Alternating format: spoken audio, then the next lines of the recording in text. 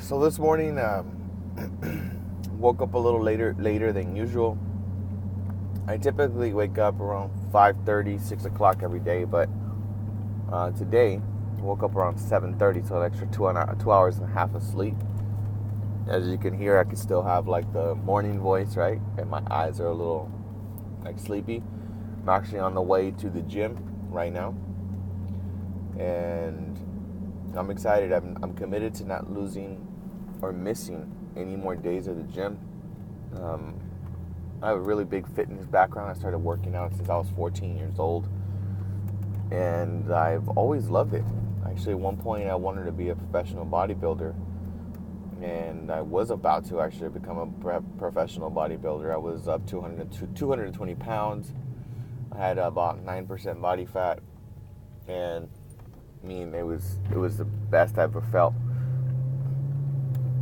I'm about to be 30 years old, and the goal is to be in the best shape of my life. Like 30 is going to be like, hey, I got my six pack, I got my body like defined and chiseled, like my body is my temple, right? And that's how I view food and how I'm going to be making my decisions on what I eat.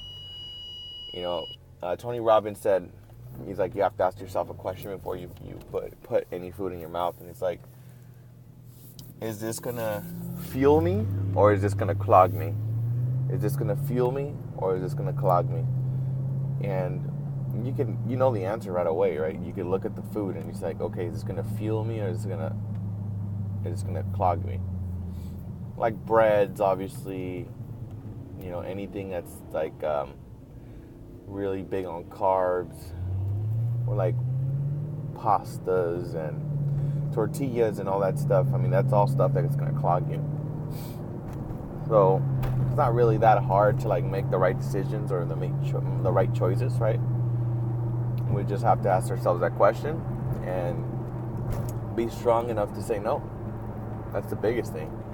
I think most of us don't say no, right? I don't say no sometimes. I'm like, last night I remember having like this, I had this piece of bread that was delicious with a vegan butter, and it was with some cinnamon and some agave. So it's like kind of like a French toast, kind of like a pancake, kind of like a piece of bread just with honey on it. The thing is delicious, right? And even though I know I'm on this diet, I was like, man, this thing is so delicious. So I ended up eating it anyways. But then what I said is like, okay, well, I'm going to eat this and I'm going to do 2 extra miles of cardio this weekend to offset it, right? Because every action that you do or you take has a reaction, 100%. So it's not like if you just, you do something and it's like you're not going to see any type of like repercussion or whatever. It's every action has a reaction.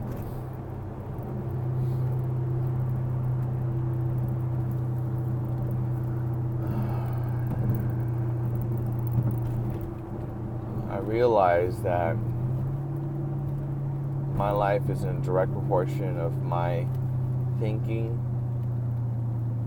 conscious thinking of where I want to go.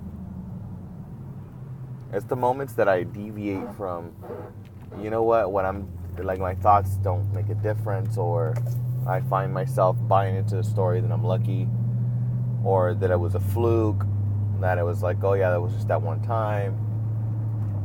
But the reality is that we're deliberate creators. I'm a deliberate creator. I know that. And when I find myself being at my best in my life is when my thoughts are in alignment with my vision, and then my reality starts to then follow.